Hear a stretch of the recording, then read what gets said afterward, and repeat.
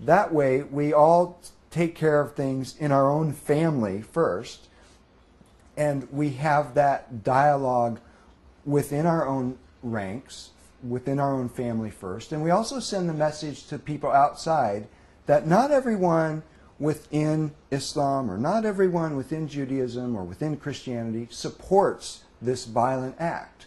And what that then does is help to break down the stereotypes. Because as soon as Fethullah Gulen puts out this statement, anyone who reads it must immediately admit that not all Muslims would do this. Not all Muslims would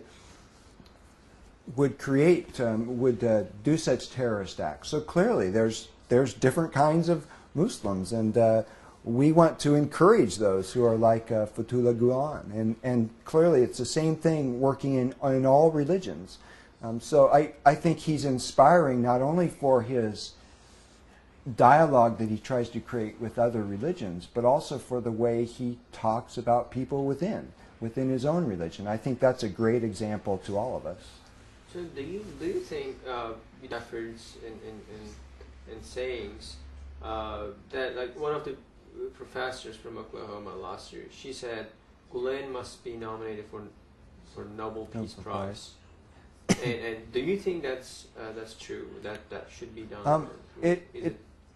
It certainly seems reasonable to me that Gulen, and I'm not a student of all his works, but from what I've seen, not only in his own words and not only his own efforts, but also what he's been able to inspire in others, it certainly seems to me that he should be somebody who's considered, and I would love it if he were nominated and he were seriously considered for the Nobel Prize. So, last two things about Gulen that I will connect to the Rumi.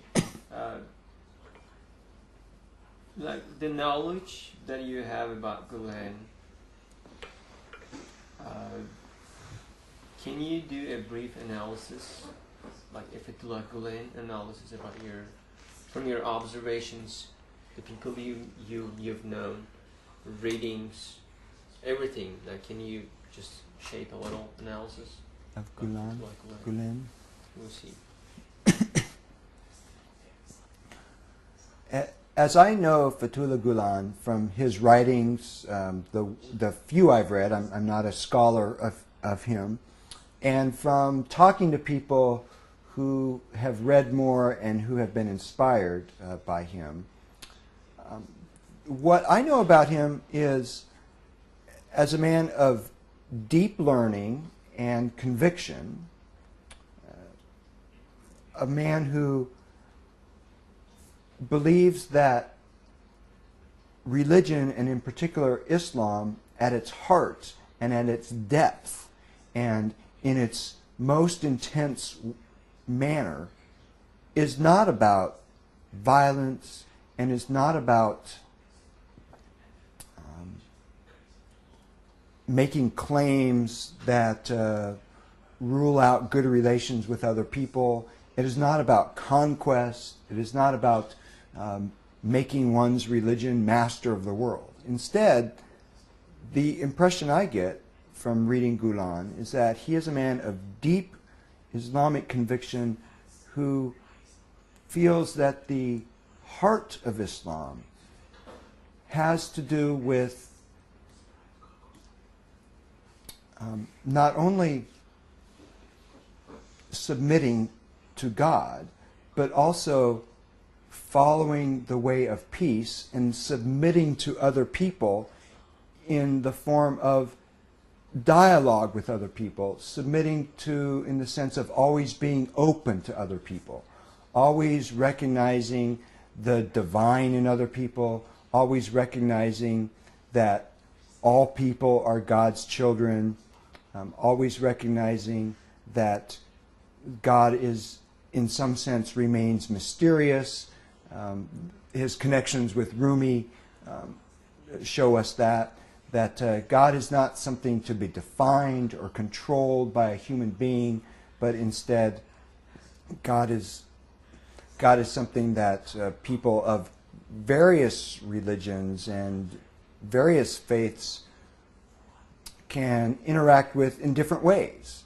And so Gulen sees the dialogue and the difference as being at the heart of what we as human beings should be doing, even in our most religious hearts and minds. So you said connection to Rumi, like Gulen is related to Rumi in some sense. As I recall, that there's this contemporary Sufi master whose name is Shafik Jan, who is a descendant of Rumi. He said Gulen is a living Rumi. He's the contemporary Rumi. Do you agree? That seems like a very reasonable conclusion to me.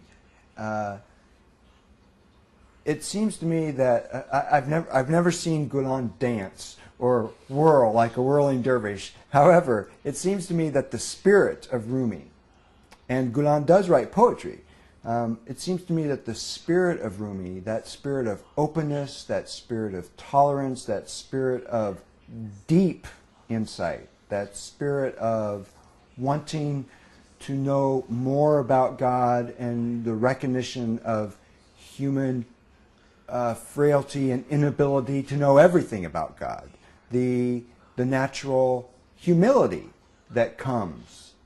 I see that humility in the writings of Rumi and also in the writings of Gulen. So it seems to me that the spirit of Rumi is certainly alive and well in Gulen in many ways.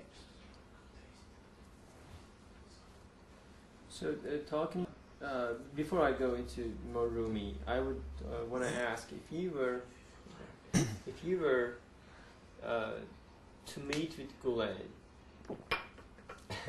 what would you say to him?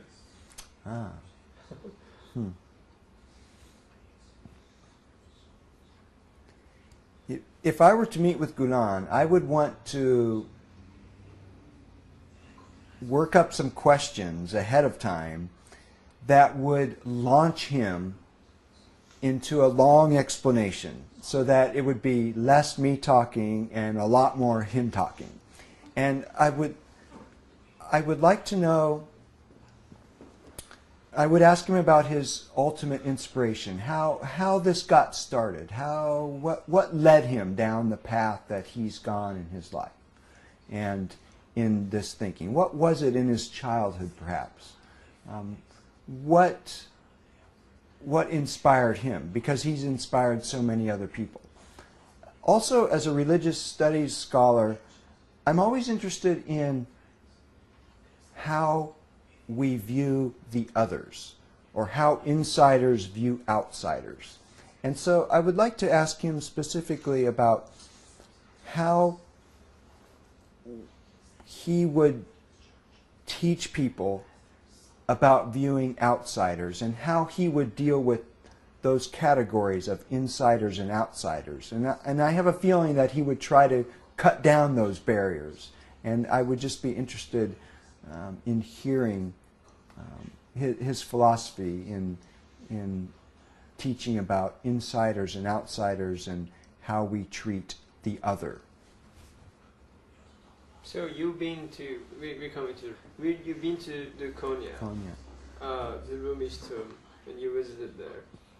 So generally speaking, what is the most important message of Rumi that ever struck you?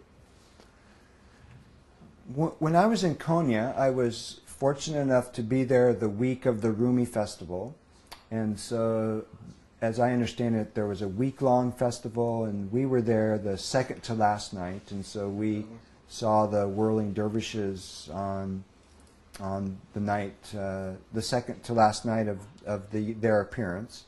And then we also went through the museum there and the tomb, and that was a delightful experience in many ways.